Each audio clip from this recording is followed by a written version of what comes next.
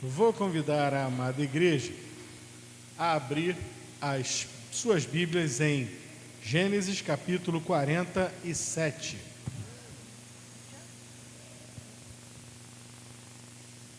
Gênesis capítulo 47. Deixa eu te fazer uma pergunta. Para e pensa comigo nessa pergunta. Quanto vale a sua vida? Quanto vale a vida dos seus filhos? Quanto vale a vida do seu cônjuge, do seu marido, da sua esposa? Quanto vale a vida da sua família?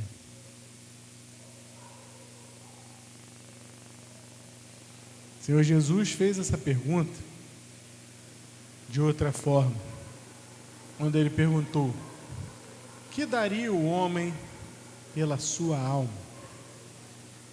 Ou de outra forma, que aproveita ao homem ganhar o mundo inteiro e perder a sua alma?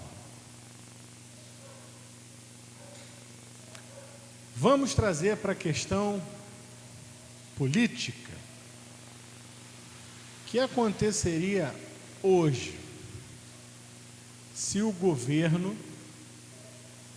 deste país, deste hemisfério, deste continente, ou até um dia sabemos pela Bíblia que haverá um governante em todo o mundo, e que esse governante, ele vai ter um poder tamanho nas suas mãos, que todas as pessoas estarão devidamente mapeadas. E como é que vai ser o controle da população? O controle se dará de alguma forma que nós não podemos ainda entender completamente, mas que hoje já temos base tecnológica até para pensar em algo do tipo. Todo mundo sabe que no governo do anticristo teremos a marca da besta. Teremos não, muitos terão a marca da besta na sua mão direita ou na sua testa. Eu imagino que se o sujeito não tiver a mão direita, então vai ser colocado na testa, mas a regra deve ser a mão direita. Até imagino isso. E aí, a marca da besta, ela servirá ao seguinte propósito: controle. Só poderá comprar, só poderá vender, só poderá comprar comida para dentro de casa quem tiver a marca na sua mão direita ou na sua testa. Quem não tiver a marca será devidamente excluído. Você já parou para pensar nisso? A sua vida, você ama tanto ao Senhor Jesus ao ponto de viver uma situação como esta? Guarda essa pergunta. Você ama tanto ao Senhor a ponto de se colocar nessa situação de não poder comprar comida para a sua família, para os seus filhos? Um dia essa pergunta será verdadeira. Um dia não será uma pergunta apenas teórica, um dia será realidade. Mas no passado também já aconteceu algo muito parecido. Lá nos tempos bíblicos, nos tempos dos apóstolos, cristãos já foram confrontados com a decisão de vida e morte. Ou nega Jesus e declara que César é o Senhor, ou você vai ser preso, vai ser lançado, jogado às feras, aos leões, vai ser morto à espada. Você se daria a esse trabalho por Jesus? Quanto vale a sua vida? Quanto vale Jesus? Jesus vale mais do que a sua vida? Você ama Jesus a este ponto? Falei hoje de manhã sobre o pastor lá da Nigéria, o pastor Ezequiel, que está sofrendo literalmente o pão que o diabo amassou. Ele e a sua família e a sua igreja pagando um alto preço. E diante da oferta para que ele saísse daquele país e ficasse em segurança, ele negou. Ele disse: não, eu vou ficar com o meu povo. Estamos pagando o preço por sermos discípulos, por sermos ovelhas de Cristo. Não vou negar o nome do Senhor. Quanto vale a sua vida? Quanto Jesus vale para você? Jesus vale mais do que a sua vida? Essa é uma pergunta que precisa ser respondida sempre com um sim. Estejamos sempre preparados para dizer que sim, não apenas para fazer um bonito aqui na igreja, onde todo mundo é de Jesus, não. Mas esse sim, ele tem que estar gravado, fixado na tua mente, no teu coração. Você pode dizer esse sim chorando entre lágrimas, com uma arma apontada para a tua cabeça. Mas é sim. Morre por Jesus, morro. Alguém aqui ainda crê assim? Amém? Esse é o tal desafio. Amar ao Senhor Jesus em toda e qualquer circunstância.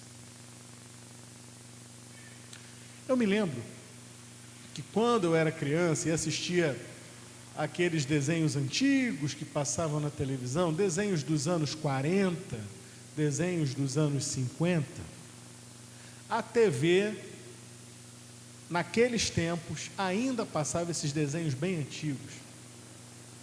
E estes desenhos animados, eles foram feitos para entretenimento, mas de alguma forma eles refletiam a cultura da época. E a cultura no pós-guerra ainda era uma cultura majoritariamente cristã, lá na origem desses desenhos animados, que eram os Estados Unidos. E não existe mais um assunto que eu via recorrentemente em vários e vários e vários desenhos animados. Era uma coisa lúdica, tratada na brincadeira.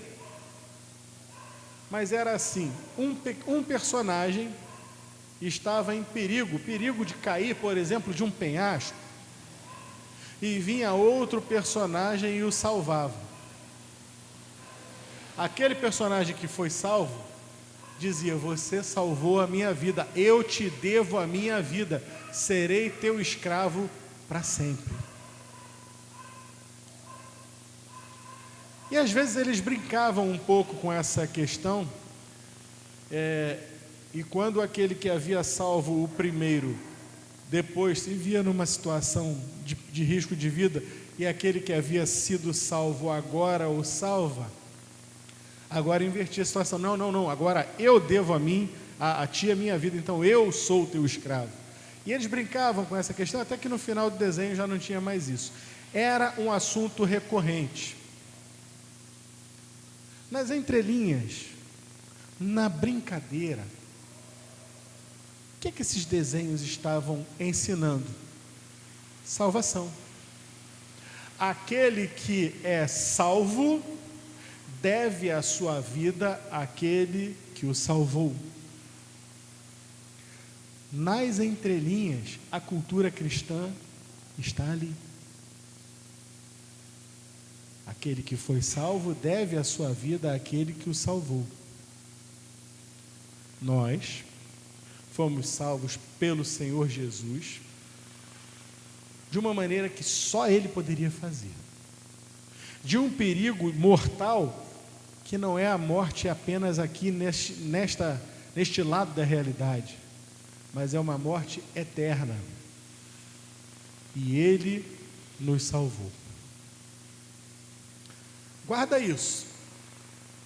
Eu vou conectar daqui a pouco tudo isso que eu estou falando sobre salvação, sobre dever à vida, sobre Cristo, Mas vamos começar aqui com o faraó. Gênesis 47, do 13 ao 25. José agora é governador do Egito, abaixo apenas de Faraó. E a fome, lembra que havia 7 anos de fome? Então, os 7 anos de fome foram arrochando, foram se intensificando, apertando. A família de José já estava com ele no Egito. Mas olha o que acontece. A essa altura, a escassez era tanta que se esgotaram todos os mantimentos e havia gente passando fome em toda a terra do Egito e de Canaã. Era grande a fome. Com o tempo, vendendo cereais para o povo, José arrecadou todo o dinheiro do Egito e de Canaã e depositou no tesouro de Faraó. Que foi que eu falei ainda agora que acontecerá no futuro? Ninguém vai poder comprar e vender, a não ser que tenha a marca na sua mão direita ou na sua testa. Porque todo o dinheiro estará nas mãos de alguém, provavelmente um banco mundial ou alguma coisa assim. Aconteceu aqui com Faraó. Faraó agora tinha todo o dinheiro do Egito. Ninguém mais, do Egito e de Canaã.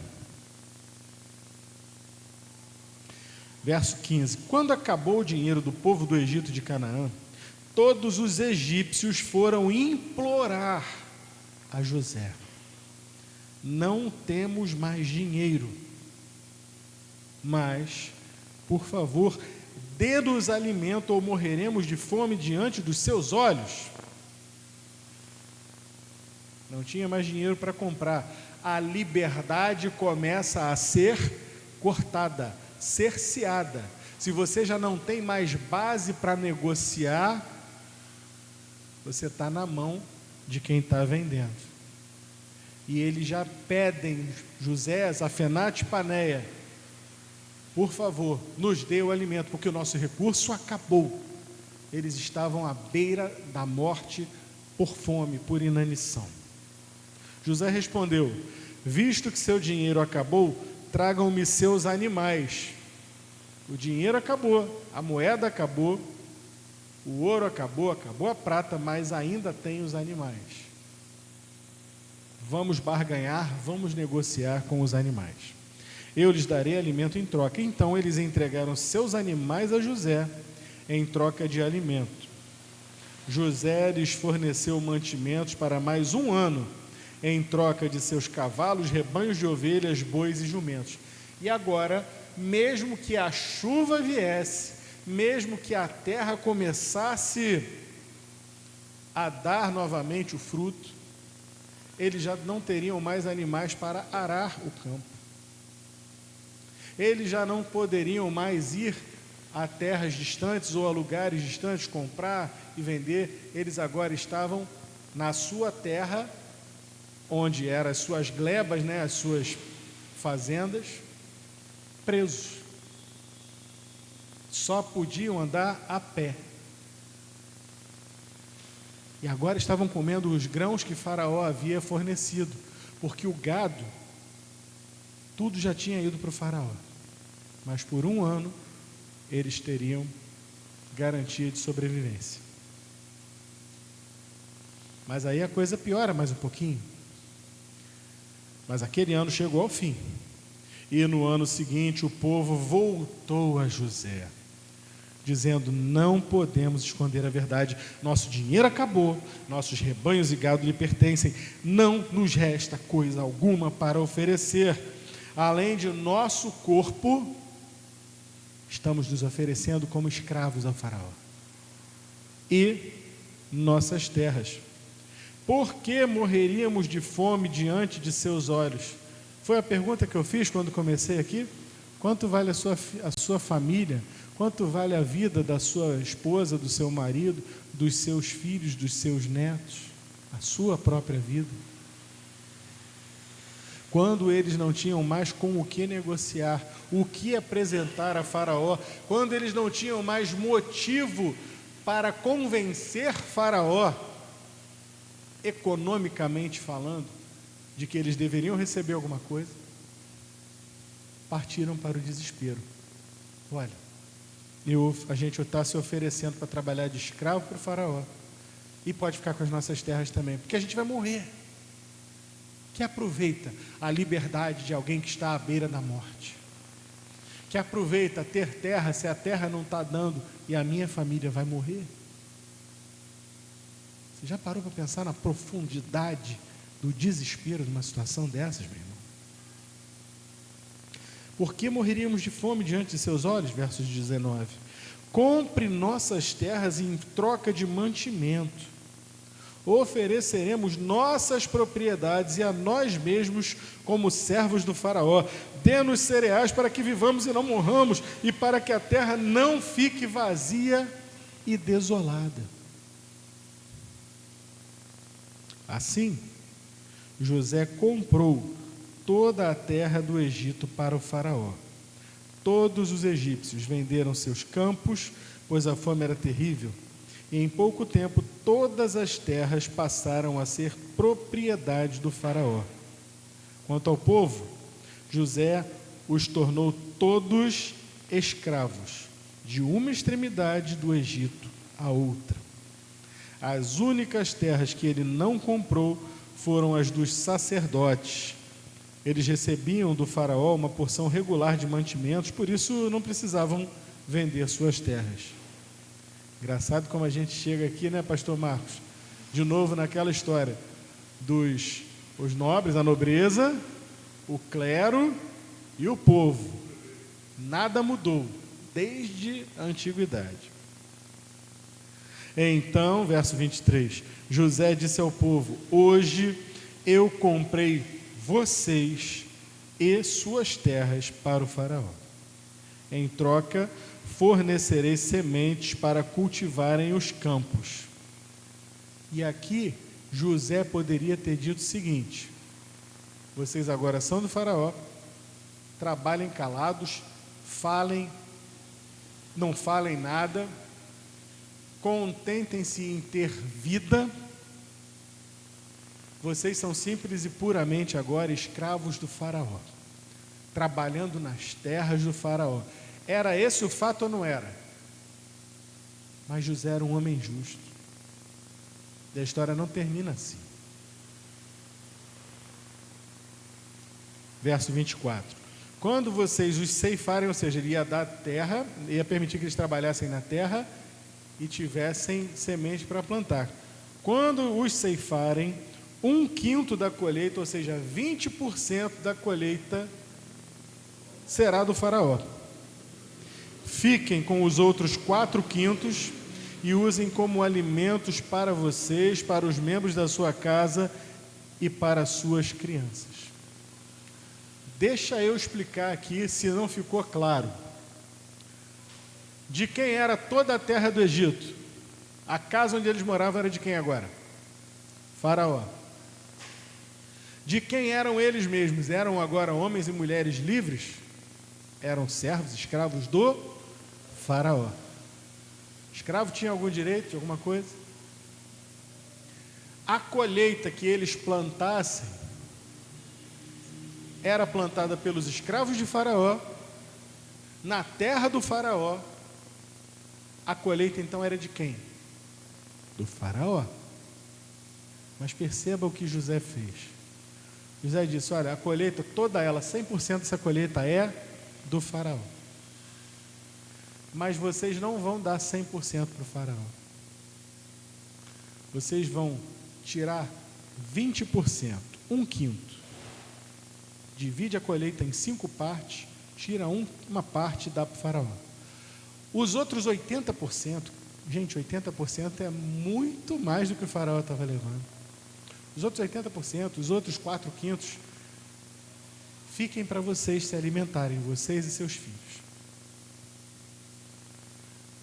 Agora que você já sabe que a terra pertencia ao faraó, que eles eram escravos de faraó, que a semente vinha do faraó, que a colheita, portanto, deveria ser toda do faraó, como é que você ia se sentir se José dissesse assim: olha, mas não vai recolher tudo para o faraó não, só 20%, a maior parte pode ficar com vocês para vocês se alimentarem. numa situação dessa, de fome, de seca, de miséria extrema, você ia ficar feliz ou ia ficar triste de ter que dar 20% para o faraó? O que você acha? Poder ficar com a maior parte da colheita? Pois é. Eles também ficaram felizes. Verso 25. O Senhor salvou nossa vida! Exclamaram. Permita-nos servir ao faraó. E então José mandou publicar um decreto que vale até hoje na terra do Egito, segundo o qual 1/5 de todas as colheitas pertence ao faraó. Apenas as terras dos sacerdotes não foram entregues ao faraó. Senhor, fala conosco, nos alimenta, em nome do Senhor Jesus. Amém. Os irmãos não têm noção de quantas coisas passaram pela minha cabeça ao ler esse texto, todas as vezes que eu li esse texto, inclusive agora, conexões com o sistema tributário brasileiro e coisas assim que a gente para e pensa. Mas hoje eu quero voltar a falar sobre aquilo que eu estava falando no começo. A gente leva a vida. E muitas vezes nós, mesmo sendo cristãos, filhos de Deus, levamos a vida um dia de cada vez, desavisadamente, ou na política do Zeca Pagodinho: deixa a vida me levar, vida leva eu. Muitas vezes é assim que até os crentes levam a vida. Deu na telha, comprei. Parcela, está tranquilo, está tudo bem. Parcelinha, dá para comprar. Aí tu faz uma parcelinha de uma coisa aqui, de outra coisa ali, de outra coisa lá. Quando vai ver o cartão de crédito, aquela conta bonita, e você fica: meu Deus, e agora? O que eu vou fazer? Você se encalacra. Mas agora nós estamos vendo todo um povo que não tinha saída, não tinha escapatória. E aí não dá para negociar com a operadora do cartão de crédito, não dá para devolver o bem. Simplesmente está todo mundo na penúria, na miséria extrema. E eles perdem tudo o que eles tinham, inclusive a própria liberdade. Agora todos os egípcios eram escravos de Faraó. E José sai com esse brilhante plano de deixar que eles ficassem com 80% da colheita para se alimentarem. Ou seja, a pergunta inicial: quanto vale a tua vida? Quanto vale a vida da tua família, dos teus filhos? O povo egípcio responde: vale tudo. Tudo. Vale até a perda da liberdade. E Faraó já era dono de tudo, ainda ficava com 20%, continuava acrescentando 20%. Muito bem. Agora vamos falar de um assunto aqui que eu não sei se os irmãos já fizeram essa ligação, já fizeram essa ponte, conectaram. Falei do desenho animado, que um salvava o outro e que, portanto, ficava escravo do outro. Acabei de mostrar aqui que eles ficaram até felizes por ficarem escravos do Faraó, por não terem que morrer de fome. Não foi isso? E aí é impossível não virmos a Jesus. Porque quanto valeria a tua vida se você e eu, ou a minha vida, se você e eu morrêssemos sem ter sido salvos por Jesus?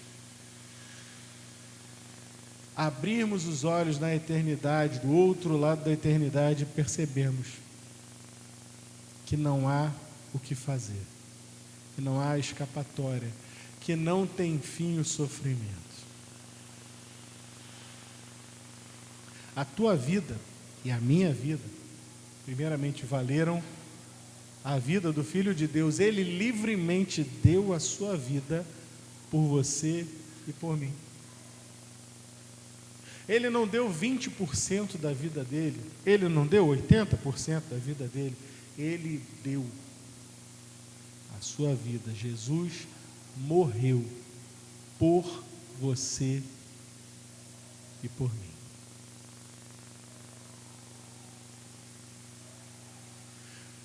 E aí tem crente que fica regateando com Deus. Eu acho injusto esse negócio de dízimo. Por que dízimo? Por que tem que dar o dízimo? Por que tem que ofertar? Por que bota dinheiro na igreja? Deus não precisa de dinheiro. Só quem entende o dízimo e a oferta é quem sabe que não tem direito a nada. É quem sabe que tudo é do Senhor Jesus. Como diz o nosso hino, né? Tudo entregarei. Tudo entregarei. Sim, por ti, Jesus bendito, tudo deixarei. E olha que nas nossas realidades atuais aqui, eu não sei se tem alguém aqui que já entregou de fato tudo por Jesus. Mas eu me lembro de pessoas que entregaram tudo por Jesus de fato. Eu tive um professor no seminário, pastor Joel, professor de hebraico. O sonho do pastor Joel era ser piloto de caça da FAB. E ele, na sua juventude, passou para a AFA. Ele foi para lá, ele se formou piloto pela Força Aérea Brasileira. A certa altura, o Senhor o chamou para o ministério. Você deixaria uma carreira segura, o sonho da sua vida, de pilotar avião pela FAB? Não, mas é o meu sonho. Que é isso? Não vou não. Pois o pastor Joel deixou aquele sonho dele e foi. Pilotou aviões por toda aquela Amazônia, levando víveres e levando missionários pelos rios da Amazônia.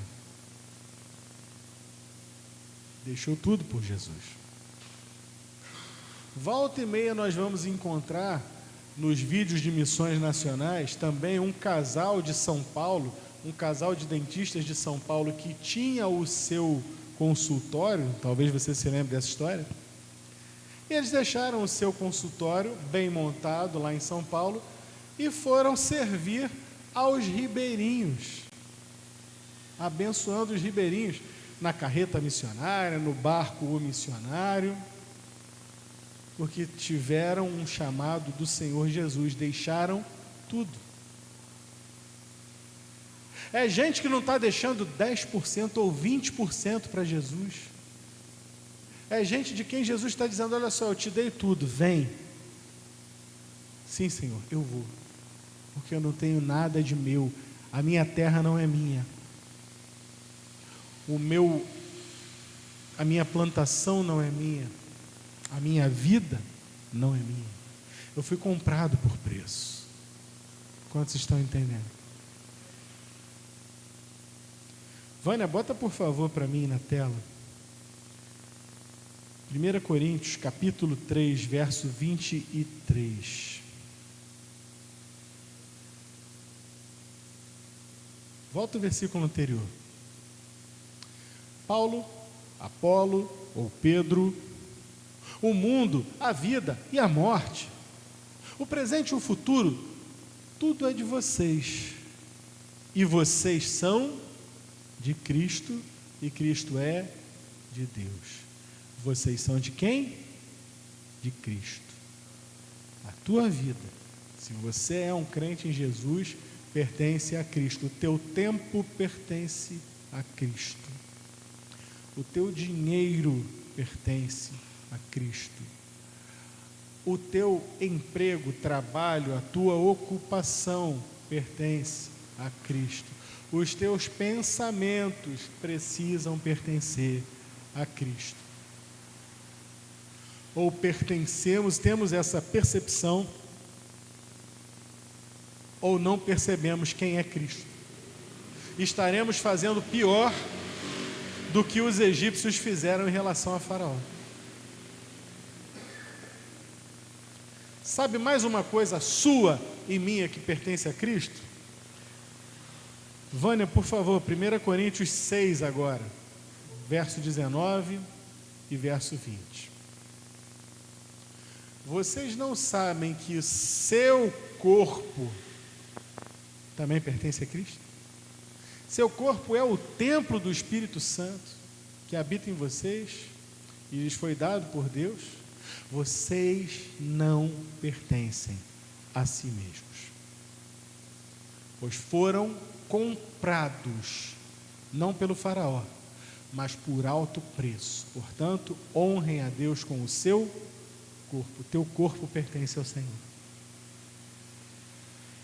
Você pertence a Jesus, com tudo que você tem e com tudo que você é. Nós pertencemos ao Senhor. O que é mais que pertence ao Senhor? Romanos, capítulo 14, versículo 8. Se vivermos, é para honrar o Senhor. E se morrermos, é para honrar ao Senhor. É aquela versão Almeida clássica, né? Se vivemos para o Senhor, vivemos. Se morremos para o Senhor, morremos. Portanto, quer vivamos, quer morramos, pertencemos ao Senhor.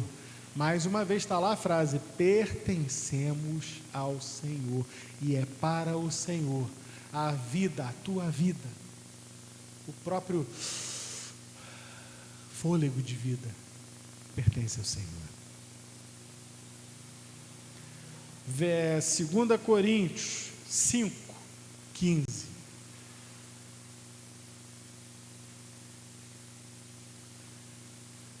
Lembra que você pertence ao Senhor porque você foi comprado por Ele? E como foi que Ele comprou a sua vida? Dando a dele, em teu lugar. Ele morreu por todos, para que os que recebem sua vida não vivam mais para si mesmos, mas para quem? Para Cristo, que morreu e ressuscitou por eles. Os egípcios honraram e se alegraram por servir a um faraó, um homem ímpio, com tudo que eles tinham. Agora eles eram escravos, os filhos, as mulheres, todos eram escravos. Mas eles falam a José e consequentemente ao faraó: tu nos salvaste a vida. E tem crente que não tem essa percepção de que o Senhor salvou a tua vida e tudo é dele. A tua vida é dele, o teu corpo é dele, você é dele. E tudo aquilo, está aí, ó, tudo aquilo que pertencemos já não é mais nosso, mas é dele, porque ele comprou. Quando Jesus te comprou, ele comprou tudo.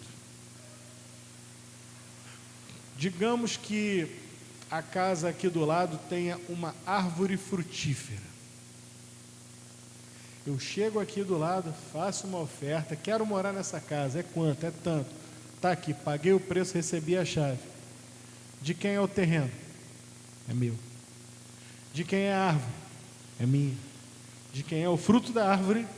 É meu também. Foi isso que Jesus fez com a tua vida e com a minha vida. Todo o fruto que vem de nós é dele. É dele. E é para ele. E ele usa como bem entender. Simples assim. Engraçado, eu não tenho ouvido muito essa mensagem por aí. Parece que está meio fora de moda, né, pastor Marcos? Não tenho ouvido o povo falar isso. Só ouço: você é crente, você é de Jesus, você vai viver de glória em glória, de vitória em vitória. Agora você estava colocado como cauda, Deus vai te colocar como cabeça.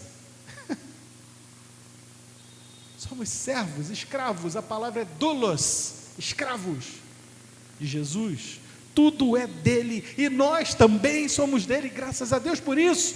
Tu nos salvaste a vida. Ó, bênção maravilhosa do Senhor na nossa vida. Atos, capítulo 20, verso 28.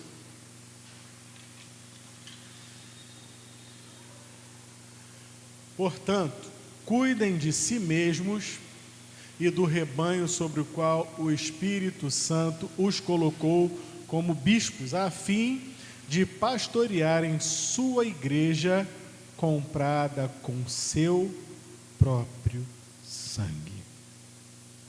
A igreja, um por um. E todos nós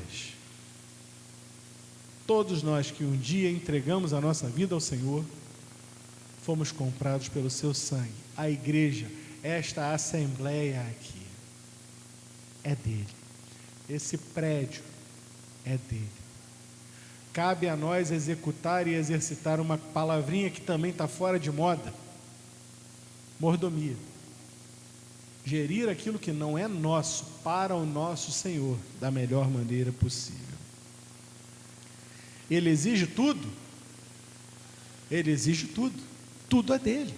Nós somos dele, nosso corpo, nossa igreja, nossa família. Lucas 14:33. Ele exige que tudo seja colocado à sua disposição, porque tudo é dele. Da mesma forma, olha o Senhor Jesus falando: ninguém pode se tornar meu discípulo sem abrir mão de tudo que possui. Já parou para prestar atenção neste versículo? Da mesma forma, ninguém pode se tornar meu discípulo sem abrir mão de tudo o que possui. Me lembro do momento em que o Senhor chamou os pescadores, e tem um versículo que disse lá: e eles, deixando as redes, o seguiram. O que é um pescador sem uma rede? Nada. Até aqui a minha vida era minha. Eu tinha o domínio sobre o que eu fazia, sobre o horário que eu acordava, sobre o meio de trabalho que é o barco, sobre o meio de trabalho que é a rede, sobre com quem eu vou trabalhar, o meu irmão, Pedro, André, Tiago e João, não é isso? O seu pai, Zebedeu, o pai de Tiago e João. Mas agora, deixaram as redes, deixaram seu pai Zebedeu, deixaram tudo. Ninguém pode ser discípulo sem abrir mão de tudo o que possui. Aí eu te pergunto, meu irmão, alguém que realmente entende a palavra de Deus, alguém que realmente experimentou a salvação, que viu aquilo que Jesus fez na sua vida, pode ficar regateando miséria com Jesus? Veja bem, Senhor, 10% é muito dinheiro, eu vou deixar aqui tanto por mês, aí já está bom. Esse negócio de oferta, Senhor, sei lá, é muito dinheiro para colocar cada 3 meses, pelo amor de Deus, a cada 3, 4 meses é missões nacionais, é missões estaduais, é missões mundiais. Para que tanta missão? Não precisa isso tudo, hein, Senhor? Da mesma forma, ninguém pode se tornar meu discípulo sem abrir mão de tudo o que possui. Gosto quando a irmã Irene nos incentiva a doar, a entregar para missões. Ela diz: aqui não é dinheiro, aqui é oferta. Você sabia que você só pode dar oferta porque você um dia recebeu oferta? Um dia você recebeu uma oferta, lá na cruz do Calvário. Ele se ofereceu por você, integralmente, totalmente, de coração aberto. Mas tem gente que hoje quer ficar batendo boca com Jesus, negociando com Jesus. Só que nós, assim como os egípcios aqui em Faraó, nós não temos com o que negociar, nada é nosso. Nada é nosso. Não dá para negociar, é só dizer: Senhor, oferecemos a nós mesmos e as nossas terras, só para que nós possamos viver. É isso. E era assim que funcionava, para terminar, era assim que funcionava lá na igreja primitiva. Quer ver? Atos, capítulo 4, versículo 32. Um exemplo mais que perfeito. Todos os que creram estavam unidos em coração e mente, não se consideravam donos de seus bens, de modo que compartilhavam tudo o que tinha. Na igreja primitiva ninguém passava fome. Na igreja primitiva as viúvas eram abençoadas, porque a viúva judia muitas vezes tinha dificuldade. Muitas vezes até os religiosos, e nós vamos encontrar o Senhor Jesus denunciando isso, os próprios religiosos, os fariseus, devoravam a casa da viúva, ao invés de abençoar a viúva. Mas as viúvas da igreja não, elas não tinham falta. O órfão, o estrangeiro, a viúva, os escravos convertidos que estavam na igreja, todos faziam parte do corpo de Cristo, porque não havia, em Cristo não havia macho nem fêmea, escravo ou livre, bárbaro ou cita, judeu ou grego. Todos esses rótulos caem por terra, porque tudo é dele. Somos dele? Somos verdadeiramente dele ou fingimos que somos? Não se preocupe, meu irmão, não estou te julgando não, porque como pregador eu sou o primeiro a apanhar. Eu sou. Não pense que é fácil chegar aqui em cima e entregar uma mensagem dessa com a pá. Para você, é para você também. Primeiro é a enxada, é comigo, puxa com a enxada, pregador, entende, compreende. E o que fazemos então com essa informação? Primeiro, eu quero te dar a oportunidade de se alegrar novamente com isso, de se alegrar por saber que você é servo de Jesus, comprado por Jesus. Tudo que você tem e é e será é de Jesus. Graças a Deus por isso. Por quê? Porque se eu não fosse de Jesus, não haveria esperança de nada. Nada. Alegre-se por lembrar, pense quem era você antes de se encontrar com Jesus. Ou faça esse exercício, onde você estaria hoje se não fosse o Senhor Jesus? Já parou para pensar nisso? Se alegre com a salvação de Jesus. Em segundo lugar, além de se alegrar, eu vou chamar você e eu vou me chamar também aqui novamente, a voltarmos lá para a primeira casinha do jogo. Sabe aqueles jogos de tabuleiro? Volte para a primeira casinha. Volta comigo lá para a primeira casinha. Eu não estou falando para você não, é para nós. Perdemos de vista o fato de que somos dele, que tudo que é nosso é dele. Temos regateado, negociado, temos deixado de servir ao Senhor com o que somos e com o que temos. Temos procurado o nosso próprio conforto. Não estou falando de conforto só material, não, porque do conforto material tem muita gente que está abrindo mão, e pasmem vocês, tem igrejas hoje que estão vendendo conforto material, né? Vem aqui, dá o teu tudo para Deus. Mas por que eu vou dar o meu tudo para Deus? Traz aqui na fogueira santa o teu tudo diante de Deus. Mas por que eu vou levar na fogueira santa o meu tudo diante de Deus? É porque tudo é dele? Não. É porque se você trouxer o teu tudo, ele vai te dar 2 vezes mais, 5 vezes mais, 7 vezes mais. Ah, bom, então eu levo. Mas não era amor, era cilada.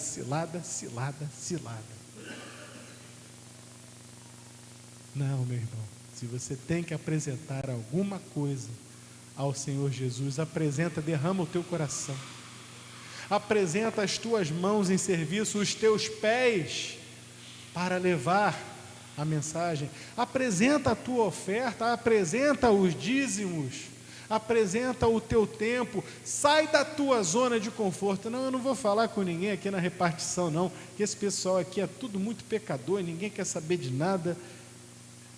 Fala, prega.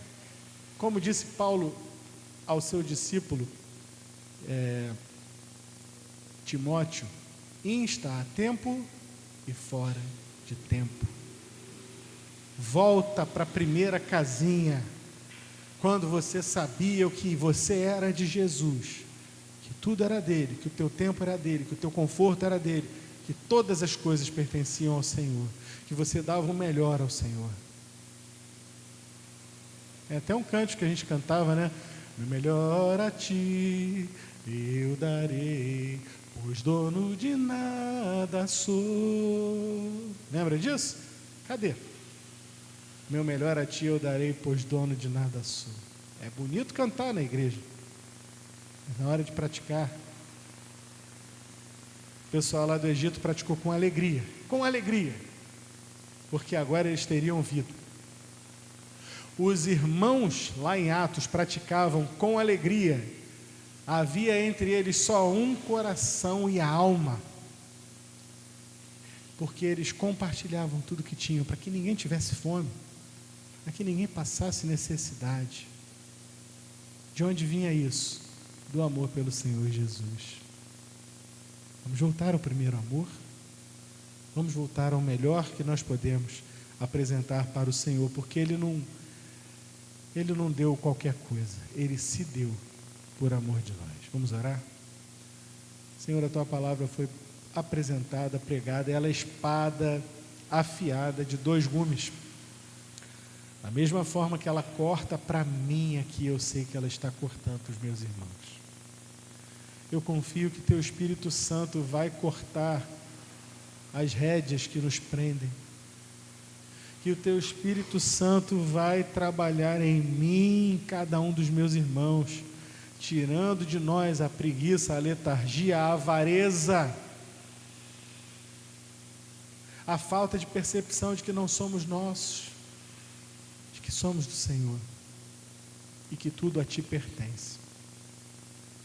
Em nome do Senhor Jesus, Senhor, que Teu Espírito Santo trabalhe em nós e que nós possamos aprender a servir ao Senhor com tudo o que temos, com tudo o que somos, com tudo o que sabemos, com toda a humildade, sabendo que nada mais somos do que Teus servos e que tudo que vem às nossas mãos é apenas para gerirmos, é apenas para administrarmos para o Senhor.